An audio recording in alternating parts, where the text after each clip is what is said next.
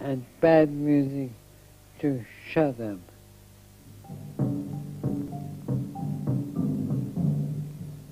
I once went to the controller of third programs and said I wanted to broadcast senseless noise in order to prove that nowadays we have reached a stage where even musicians can't decide whether something was music or not. He paused for 60 seconds and then said, "Right, we'll do it." And Hans got permission, I don't know how, to collect a lot of percussion instruments in a studio, everything he could possibly think of. And he and I, with one producer, went in and started to try and see what would happen if we prevented ourselves thinking in terms of music and just hit randomly about. We produced, needless to add, utter nonsense.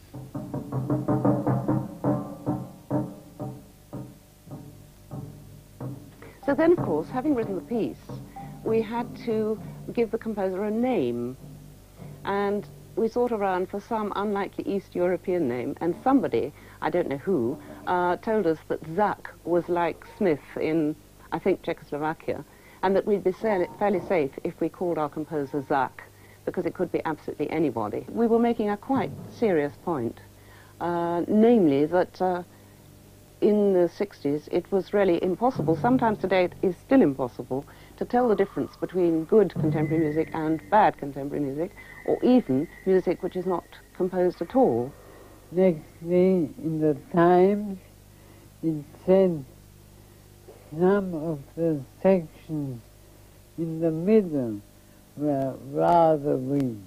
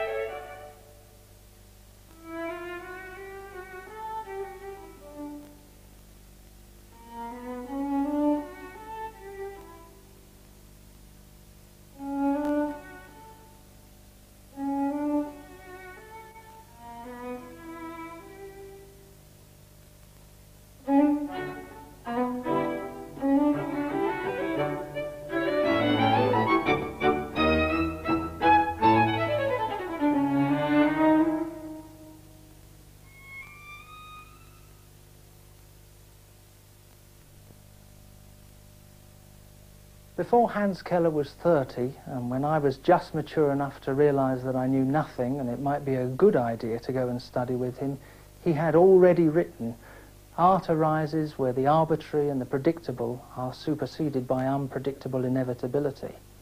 In an unprecedented manner, he combined his three disciplines to not only show how, but illuminate why composers composed as they did, what made Mozart Mozart and Haydn Haydn.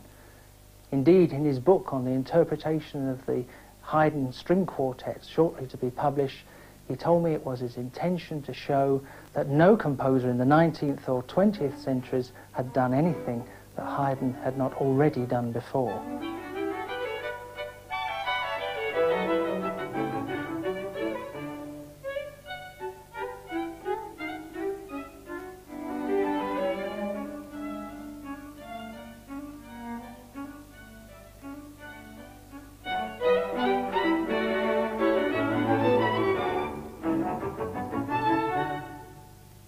It's got to have meaning, that contradiction. There has to be a strong link between that which you expect and that which contradicts it. The nature of great music is easily described. Great music expresses something which cannot be expressed in words, something about the metaphysical level of life, something which is a discovery of that great composer who conveys to us what he has discovered. Merely good music, which is not great, doesn't do anything of the sort. It conveys things which could be expressed in words, things for which music is not absolutely necessary.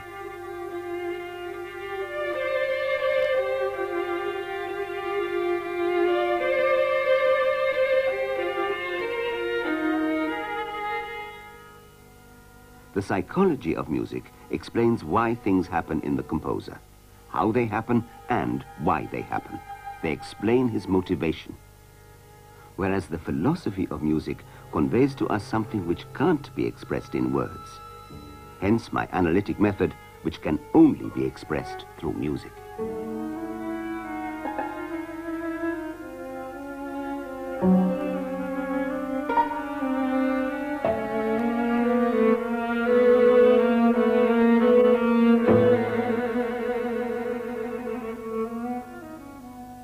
There is one of the misconceptions about analysis that it takes pieces apart, that it tears them apart in little shreds, like Charlie Chaplin, the watchmaker, in one of his early films, who tears completely apart a clock and then simply shrugs all the ingredients into the head of his client. Much analysis admittedly is like that, but it should be completely the opposite. It should show why a piece hangs together. It should try to find out why the clock ticks. And there was something that united my feelings of music with those of Hans. And when I say feelings, I mean it because Hans, in his analysis, maintains that the understanding of music is first instinctual and only secondly intellectual. He has demonstrated it in his way to analyze. Verbal, conceptual thought has nothing to do with musical thought.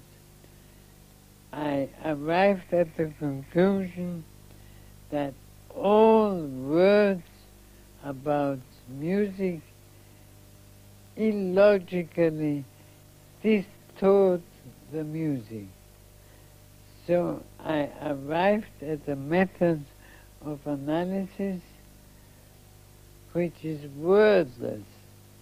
I write analytic scores which are being performed together with the work they analyze, and that's it.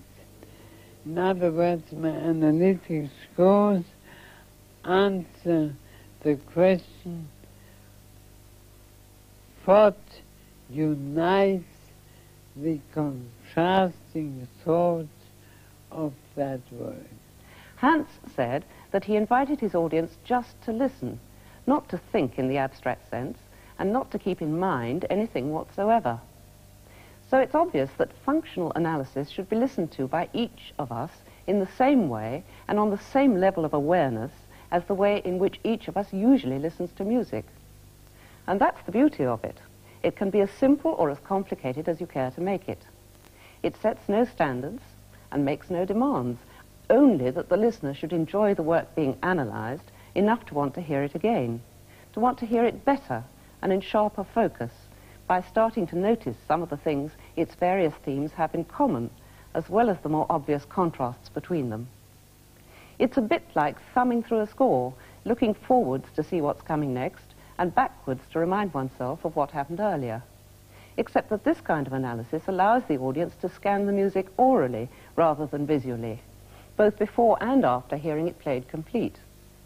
Of course, Hans's thumbings are properly composed, and they're minor works of art in their own right, especially the later, more sophisticated ones. So it's not so easy to find short extracts that make much sense as examples. But since his analysis of Haydn's Lark Quartet is one of the shorter, more straightforward ones, it can perhaps illustrate just one of the many points he was trying to make. That is, the way in which similar melodic shapes can sometimes run through a whole work, taking on different characters in different movements. In our abridged version, the Lindsay Quartet will now play the first part of Haydn's opening movement.